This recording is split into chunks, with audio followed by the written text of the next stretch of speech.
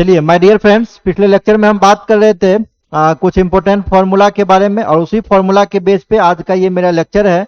आज के इस लेक्चर में हम बात करेंगे कुछ इंपॉर्टेंट क्वेश्चंस जो तो एग्जाम में या तो पूछे जा चुके हैं, जो प्रीवियस एग्जाम से, या तो जो अपकमिंग एग्जाम है ना। मेरे हिसाब से वो क्वेश्चन आपके लिए इंपॉर्टेंट है आने वाले एग्जाम्स के लिए। तो लेक्चर को आप ध्यान से सुनेंगे, बिल्कुल अंत तक देखेंगे, है ना, एक एक क्वेश्चन को समझेंगे।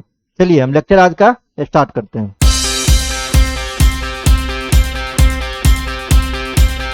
पहला इसमें बच्चों क्वेश्चन जो है आपका, वो क्वेश्चन दिया हुआ है, अगर ए और बी दो सेट्स है, ए और बी दो सेट्स है, जहां पे आपको दिया हुआ है ए यूनियन बी का वैल्यू जो है वो ए के इक्वल है।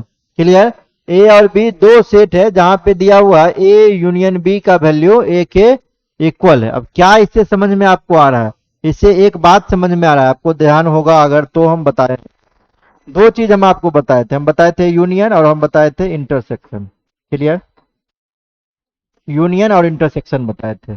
तो यूनियन में हम क्या बताए थे, इंटरसेक्शन में क्या बताए थे? इंटरसेक्शन में बताए थे कि दोनों सेट में जो कॉमन होगा आपका आंसर वही होगा। क्लियर? जैसे मान लीजिए, ध्यान दीजिएगा, जैसे मान लीजिए ए में एलिमेंट है 1 2 4 और बी में मान लीजिए एलिमेंट है 2 3 5। तो अगर हम ए यूनियन बी करेंगे, ए यूनियन बी, तो कितना हो जाएगा? 1 2 3 4 5, यही होगा। और अगर हम ए इंटरसेक्शन बी करेंगे तो कितना हो जाएगा? ओनली 2 होगा।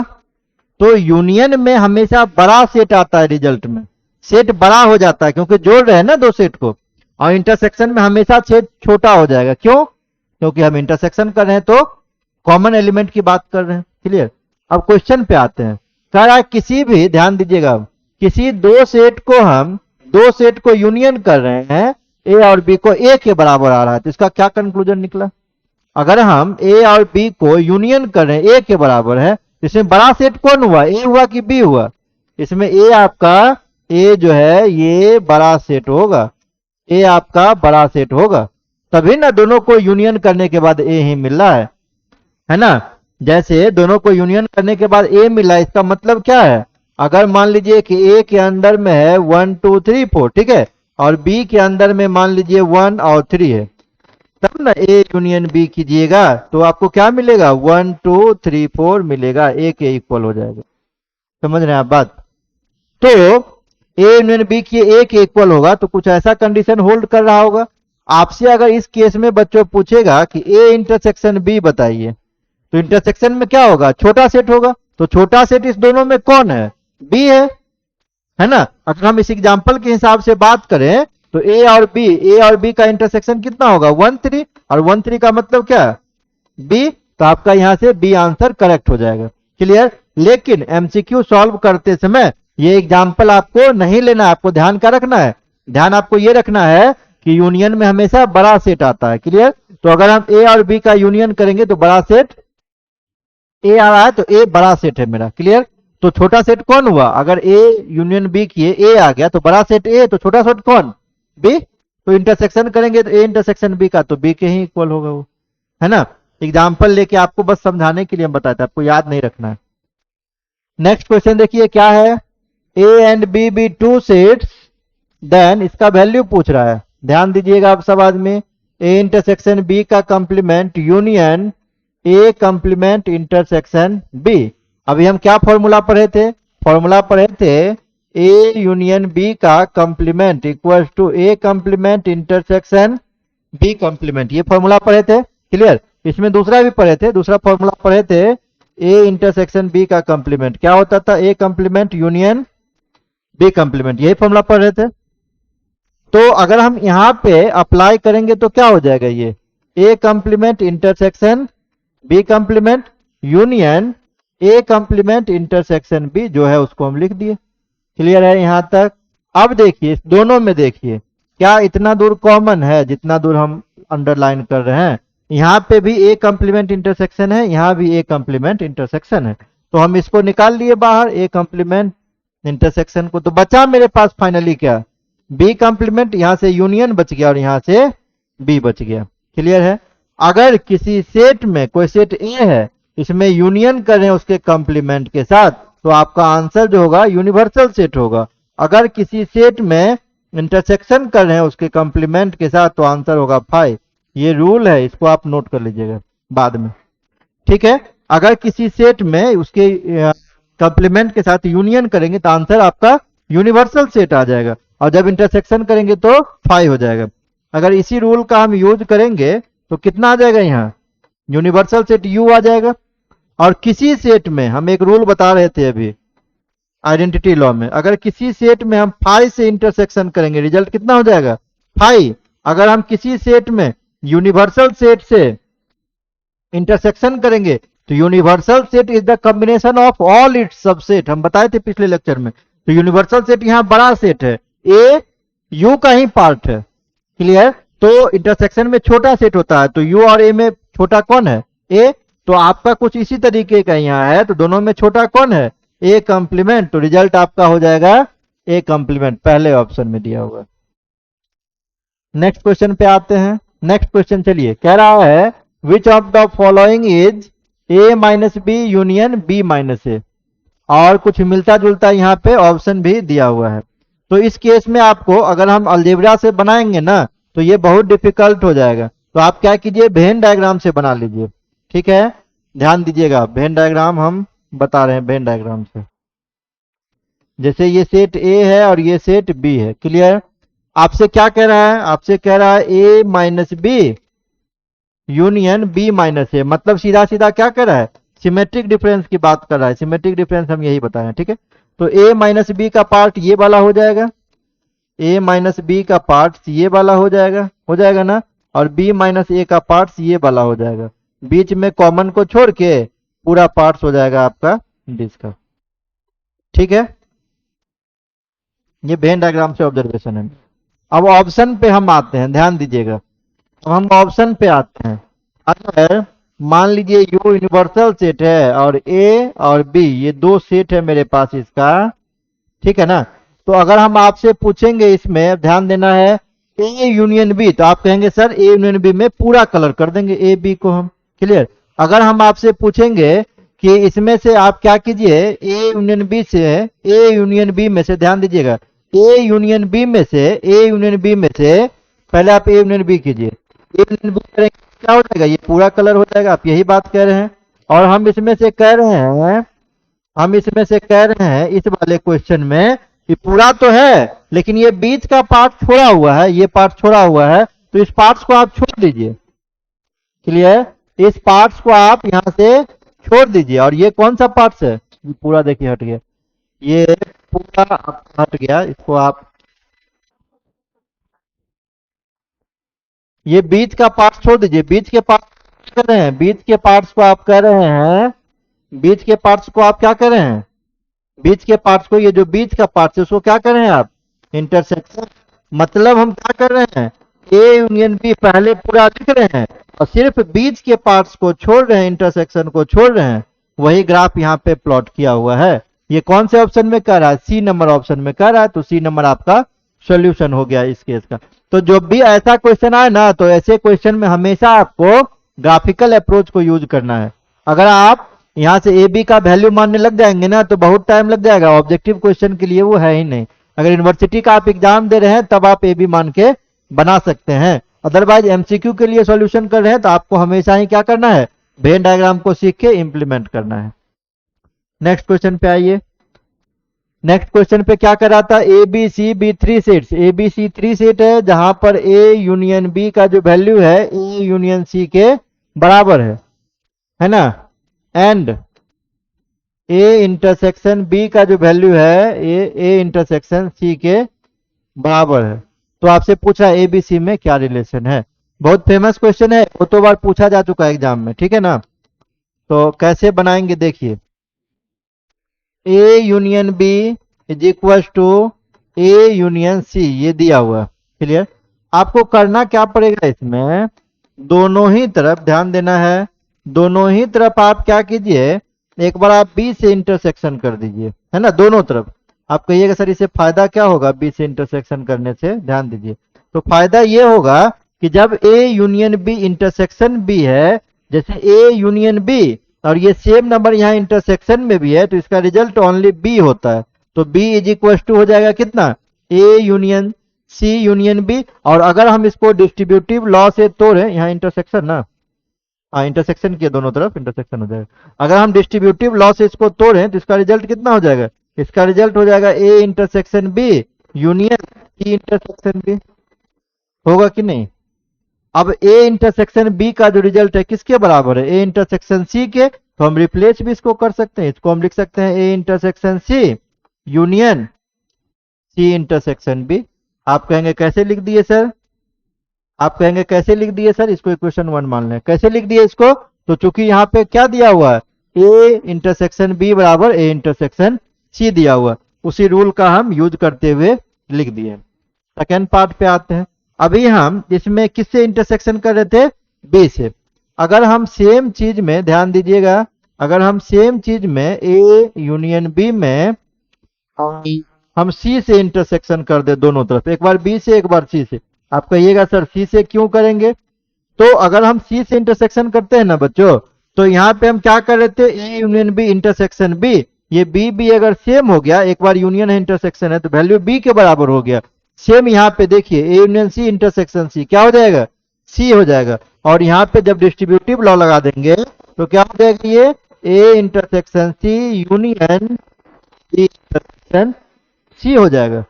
आप इसका देखिए लेफ्ट राइट साइड क्या है, राइट साइड आप ध्यान से देखिए इसका, A intersection C union C intersection B, क्या यही सेम चीज है, A इंटरसेक्शन C यूनियन, तो union C intersection B, B intersection C, same ही बात है। इसको आप C इंटरसेक्शन B लिख लीजिए ना, उससे कोई दिक्कत नहीं है ना। तो इस इक्वेशन को हम 2 मान लिए। अब अगर दोनों इक्वेशन को हम इक्वेट करेंगे ना, फ्रॉम इक्वेशन 1 एंड 2, हम क्या जानते हैं, रूल जानते हैं। क्या रूल है, अगर किसी इक्वेशन का लेफ्ट हैंड साइड आपस में इक्वल है तो राइट हैंड साइड भी इक्वल होगा, अगर किसी का राइट हैंड साइड इक्वल है तो लेफ्ट हैंड साइड भी इक्वल होगा। तो इक्वेशन 1 और 2 से क्या कह सकते हैं हम, B और C का जो वैल्यू होगा ये आपस में बराबर होगा। ऑप्शन बी सही है। तो थोड़ा सा आपको फॉर्मूला याद करना पड़ेगा, बाकी क्वेश्चन सब आसान ही पूछता है।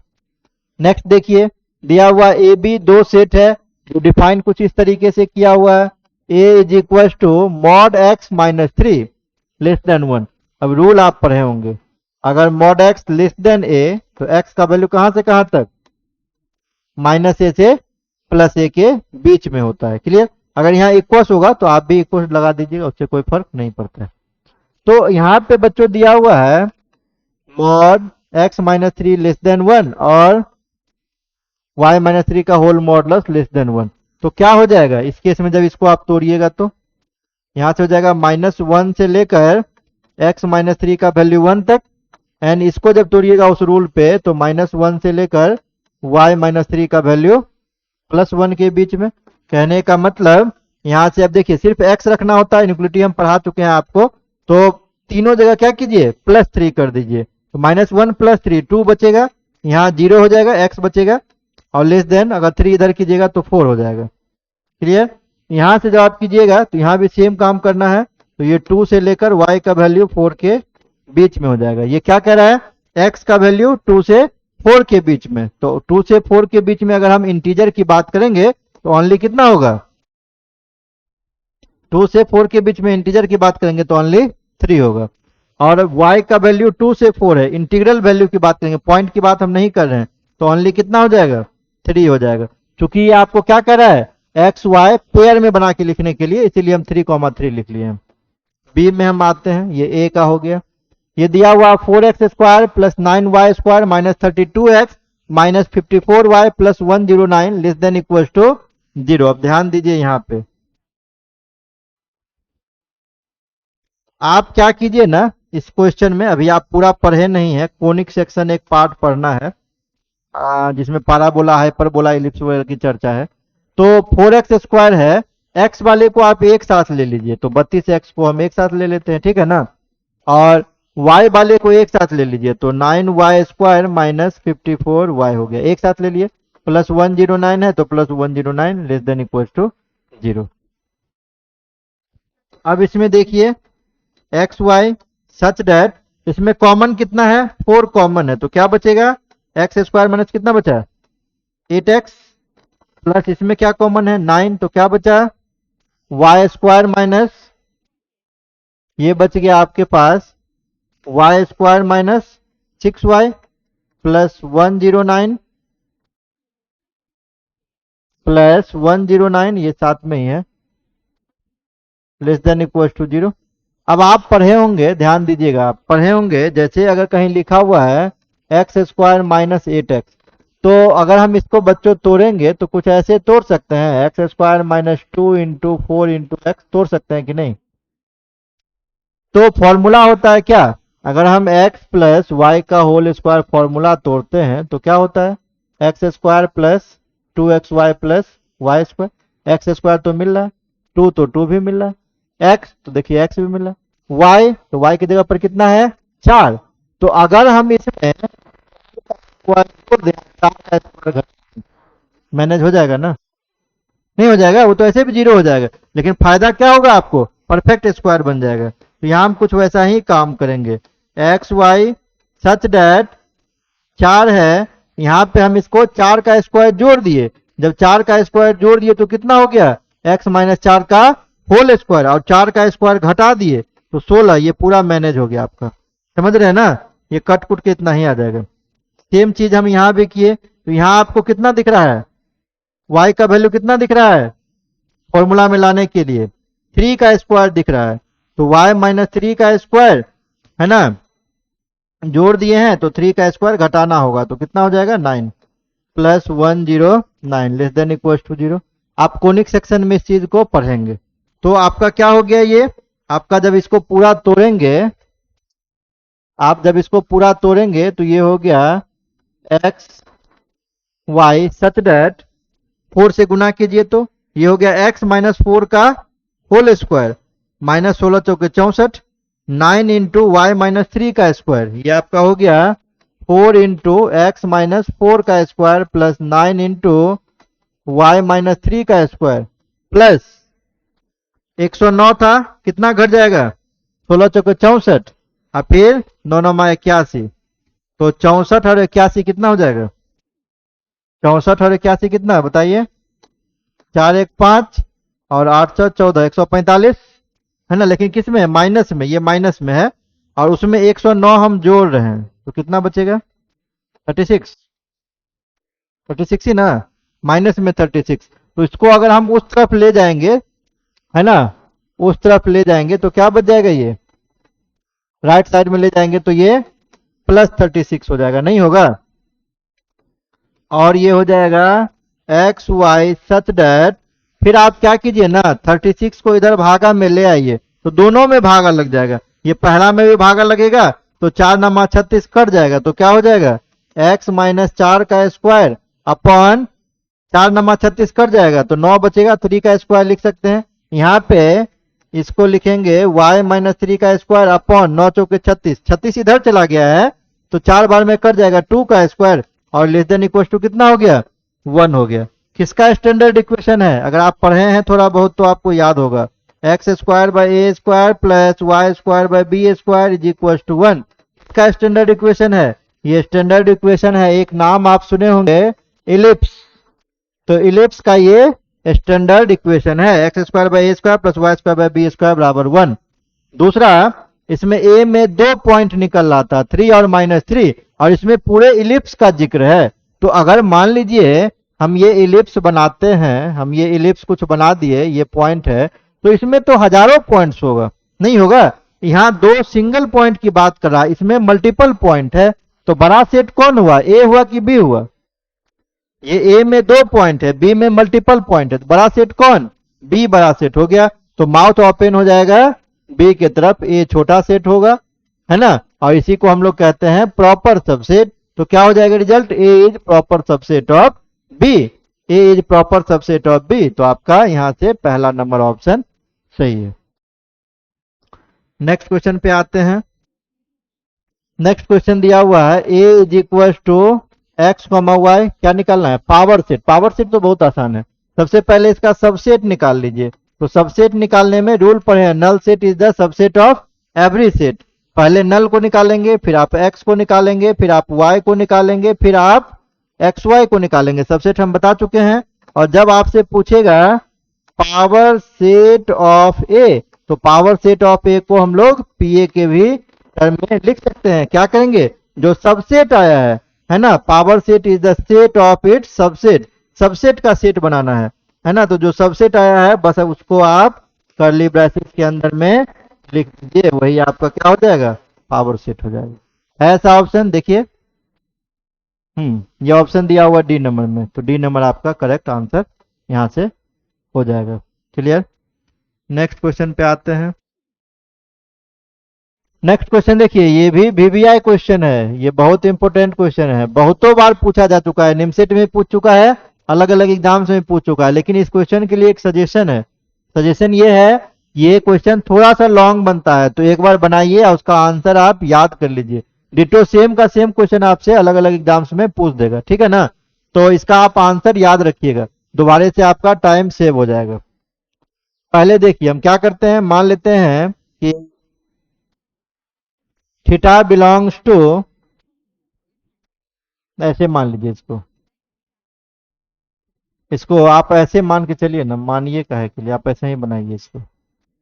आप मान लीजिए जैसे पी में दिया हुआ है ना, आप इसको लेके चलिए, ध्यान दीजिएगा, मान लेते हैं लेट, हाँ थीटा बिलोंग्स टू पी मान लेते हैं, पी को हम लेके चल रहे हैं ये बताने के लिए बस। Sine theta minus cos theta is equal to root two cos theta, ध्यान दीजिएगा तो फिर कंफ्यूज कर जाइएगा। ये दिया हुआ है, अब दोनों तरफ आप स्क्वायर कर दीजिए, दोनों तरफ हम स्क्वायर कर दिए, sign theta minus cos theta का इधर स्क्वायर हो गया और इधर हो गया रूट टू कॉस थीटा का स्क्वायर, क्या हो जाएगा, इसे स्क्वायर टूटेगा तो रूट टू टू हो गया और ये कितना हो गया, कॉस स्क्वायर थीटा हो गया। क्लियर। और इधर जब तोड़ेंगे तो इधर कितना हो जाएगा, ये हो जाएगा sine square theta plus cos square theta minus two sine theta cos theta, इधर कितना बचा, two cos square theta. Clear है। सारे चीज को उठा के आपको उधर ले जाना है, लेफ्ट साइड को उठा के राइट साइड में ले जाना है, तो क्या हो जाएगा, बचेगा यहाँ कितना, अगर हम सारे को राइट साइड में ले गए तो टू कॉस स्क्वायर थीटा है, कॉस स्क्वायर थीटा उधर गया तो क्या बचा, ओनली कॉस स्क्वायर थीटा बचेगा, नहीं बचेगा, वो टू टाइम से एक टाइम उधर से गया तो माइनस हो गया, ये बचा। ये अगर माइनस में उधर गया तो क्या बचा, प्लस में बचा, two sine theta cos theta. समझ रहे इतना बात।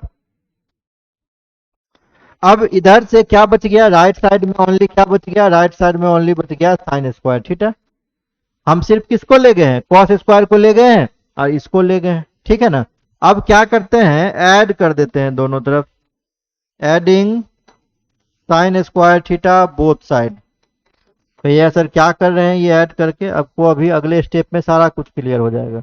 ये हो गया cos square theta plus two sine theta cos theta plus sign square theta, इधर जोड़िएगा तो कितना हो जाएगा, टू साइन स्क्वायर थीटा होगा कि नहीं, फॉर्मूला हो गया ना, cos square theta plus two sine theta cos theta plus sign square theta. क्या लिख सकते हैं इसको, इसको आप लिख सकते हैं cos theta plus sine theta का होल स्क्वायर, और इधर क्या बचा हुआ था आपके पास, इधर बचा हुआ था टू साइन स्क्वायर थीटा, तो उसको हम क्या ऐसे लिख सकते हैं, रूट टू साइन थीटा का होल स्क्वायर लिख सकते हैं ना।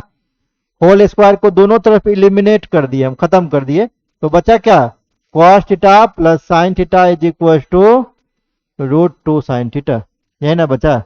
अब ध्यान दीजिए आप, हम क्या मान के चले थे यहाँ, थीटा बिलोंग कर रहा है पी से, पी का ही ना सोल्यूशन कर रहे हैं, और जब लास्ट में हम आए, लास्ट में आए तो ये आ गया cos theta plus sine theta is equal to root two sine theta, किसके इक्वल आ गया, देखिए आप क्यू के इक्वल आ गया। क्लियर। हम पी को सॉल्व कर रहे थे और ये क्या आ गया, ये आ गया थीटा बिलोंग्स टू क्यू।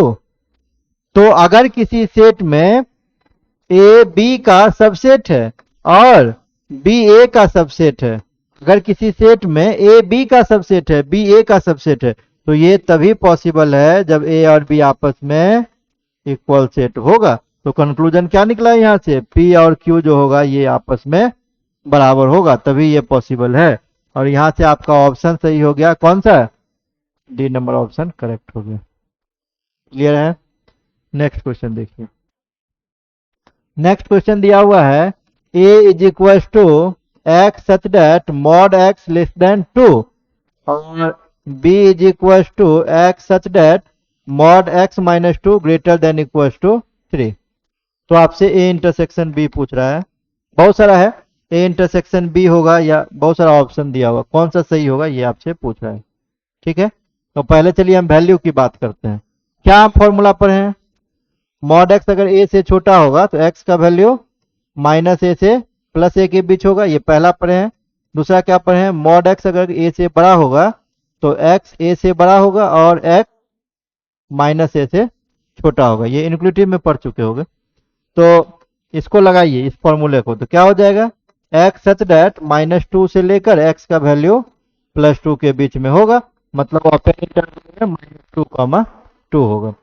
अगर यहाँ से हम लगाएंगे तो क्या हो जाएगा फॉर्मूला, यहाँ से हो जाएगा x minus 2 greater than equal to 3 और x minus 2 less than equal to -3। Clear, इस पार्ट को अगर हम सॉल्व करेंगे तो ये वाला सेकंड वाला रूल लगा दिए तो कितना हो जाएगा, x ग्रेटर देन 5 और यहाँ से x less than equal to 2 को प्लस में उधर ले जाइए तो -1, यानी कि मतलब x जो बिलोंग करेगा, पहले छोटा ही लिख लेते हैं, माइनस इन्फिनिटी से -1 यूनियन ये 5 से इन्फिनिटी बिलोंग करेगा। क्लियर है। अब इसमें अगर आपसे हम कहेंगे a का वैल्यू देख लीजिए, a का वैल्यू -2 से 2 तक और ये b का वैल्यू है, ये आपका b का वैल्यू है, माइनस इन्फिनिटी से -1 यूनियन 5 से इन्फिनिटी है। क्लियर। अगर हम आपसे कहेंगे a इंटरसेक्शन b निकालिए, a इंटरसेक्शन b में क्या होता है, दोनों में कॉमन एलिमेंट -2 से लेकर +2 के बीच में कौन सा नंबर है, -2 से +2 के बीच में कौन कौन सा नंबर होगा, -1 होगा, 0 होगा, +1 होगा। इस बीच में अगर हम नंबर की बात आपसे पूछेंगे तो -1 होगा, 0 होगा और 1 होगा। ये दोनों तो होगा ही नहीं क्योंकि ओपन इंटरवल है, इसलिए नहीं होगा। अब कॉमन इसमें पूछ रहे हैं, माइनस इन्फिनिटी से -1 है, -1 इंक्लूड कर रहा है ना, -1 कर रहा है, क्या 0 भी कर रहा है यहाँ, नहीं है, फिर 5 से है तो 0 नहीं है यहाँ, क्या 1 है यहाँ, 1 भी नहीं। तो अगर हम यहाँ से दोनों का इंटरसेक्शन पूछेंगे तो ओनली क्या होगा, -1। यहाँ पे क्या कर रहा है, -2 से -1, तो ये तो गलत हो गया आपका, -2 से -1 होगा ही नहीं। नेक्स्ट देखिए, कह रहा है कि ए यूनियन बी कीजिएगा ना तो सारा रियल नंबर होगा, सिर्फ 2 से 5 तक नहीं होगा। ए यूनियन बी कीजिएगा तो सारा रियल नंबर होगा, सिर्फ 2 से 5 नहीं होगा। हम देखते हैं करके, ए का वैल्यू कितना है, -1, 0, 1। अच्छा, बी का वैल्यू कितना है, ये इतना है, माइनस इन्फिनिटी से -1, 5 से इन्फिनिटी। क्लियर। तो अगर हम दोनों को मिला के लिखेंगे, ध्यान दीजिएगा, अगर हम दोनों को मिला के लिखेंगे ए यूनियन बी में तो क्या हो जाएगा, माइनस इन्फिनिटी से -1 है ना, ये आपका हो जाएगा माइनस इन्फिनिटी से -1। अब -1 तो हो ही गया, 0, 1 बच गया ना, तो यूनियन में 0, 1 भी होना चाहिए ना, दोनों सेट को मिला के लिख रहे हैं ना, तो 0, 1 भी होना चाहिए। और कहां से कहां तक, और 5 से लेकर इन्फिनिटी तक है ना, और 5 से लेकर इन्फिनिटी तक। क्लियर। तो कौन कौन सा एलिमेंट यहाँ एग्जिस्ट कर रहा है, वहां कह रहा है कि सारा एलिमेंट होगा, सिर्फ 2 से 5 के बीच का नंबर नहीं होगा। ये बात वो कह रहा है, 2 से 5 के बीच का ओपन इंटरवल है, 2 से 5 के बीच का ओपन इंटरवल है, मतलब कौन कौन नहीं होगा, 3 नहीं होगा, और कौन सा नहीं होगा, 4 नहीं होगा। यहाँ पर देखिए 3, 4 इंक्लूड कर रहा है क्या, 3, 4 नहीं कर रहा है, 5 से है उधर, 3, 4 तो ऐसे भी नहीं है ना। लेकिन यहां से देखिए कह रहा है 2 पे क्या लगा हुआ है, 2 पे क्या लगा हुआ है, ओपन इंटरवल लगा हुआ है, तो 2 तो कर ही नहीं रहा है ना, 2 कर रहा है, मतलब इसमें 2 इंक्लूड हो रहा है, इसमें देखिए तो इसमें 2 इंक्लूड हो रहा है, नहीं, वो कह रहा है कि सारा रियल नंबर होगा, 2 से 5 के बीच का नंबर नहीं होगा। तो 2 से 5 के बीच का अगर हम कहते हैं तो कितना हो जाएगा, 3 और 4 2 ही नंबर होगा, लेकिन 2 और 5 तो होगा ना। चलिए 5 तो ठीक है, 5 तो यहाँ इंक्लूड कर रहा है, लेकिन वो कह रहा है कि 2 भी इंक्लूड कर रहा है, देखिए 2 है इसमें, नहीं है ना, ये भी आपका गलत हो गया। तीसरा देखिए, a माइनस बी -1 से 2 है, अब करा घटाइए इसको, a माइनस बी कीजिए तो a माइनस बी करेंगे तो a माइनस बी में हम क्या पढ़े हैं, कॉमन को छोड़ देते हैं। कॉमन छोड़ने के बाद जो पहला में बचता है हम उसको लिखते हैं। तो कॉमन इसमें और इसमें कॉमन क्या था, a और b में कॉमन -1 था, यही था ना। तो -1 को छोड़ दीजिए, पहला a में क्या बचा, आप देखिए वहां से क्या बचा, 0 और 1 बचा, ये ना। अब यहाँ ऑप्शन पे आते हैं, ये कह रहा है कि 1 से 2 तक, 1 से 2 तक, 1 तो चलिए ठीक है, 1 तो आ रहा है, लेकिन 0 आ रहा है यहाँ नहीं आ रहा, तो ये भी ऑप्शन गलत हो गया। समझ रहे हैं बात। अब चलते हैं b माइनस ए पर। b माइनस ए करेंगे तो क्या कहता है कि सारा रियल नंबर होगा, लेकिन -2 से 5 तक नहीं होगा। ठीक, हम यहाँ पे आते हैं। तो कॉमन को छोड़ के जो b में बचेगा उसको लिखेंगे b माइनस ए में। कॉमन को छोड़ दीजिए, -101 को कॉमन छोड़ दीजिए, b में क्या बचा, -1 अगर आप छोड़ दीजिएगा तो क्या बचेगा, -1 आप छोड़ दीजिए तो b में क्या बचेगा। पहले आप यहाँ पे देखिए, -2 से 5 के बीच का नंबर बताइए आप, तो -1 है और 0 है, 1 2 3 4, यही ना है। तो अगर हम कॉमन को छोड़ दें और यहाँ का एलिमेंट लिखे तो कितना लिखिएगा आप, -1 को मान लीजिए छोड़ दिए हम, तो कहां से कहां तक लिखिएगा, ये लिखिएगा सर -∞ से लेके -2 तक होगा यूनियन, और फिर 5 से लेकर इन्फिनिटी तक होगा, यही ना कहिएगा। क्या यही बात यहाँ पे ये कह रहा है, देखिए तो कह रहा सारा रियल नंबर होगा, सिर्फ -2 से 5 तक नहीं होगा, मतलब 0 नहीं होगा, -1 नहीं होगा, 0 नहीं, -1 यहाँ इंक्लूड कर रहा है नहीं कर रहा है, 0 इंक्लूड कर रहा है नहीं कर रहा है, 1 कर रहा है नहीं कर रहा है, 2 कर रहा है नहीं कर रहा है, 3 नहीं कर रहा है, 4 नहीं कर रहा है। ठीक है ना, तो आपका आंसर नंबर डी सही हो जाएगा। b माइनस ए का वैल्यू जो होगा सारा रियल नंबर होगा, लेकिन -2 से 5 तक नहीं होगा, तो ये आपका डी नंबर करेक्ट आंसर है।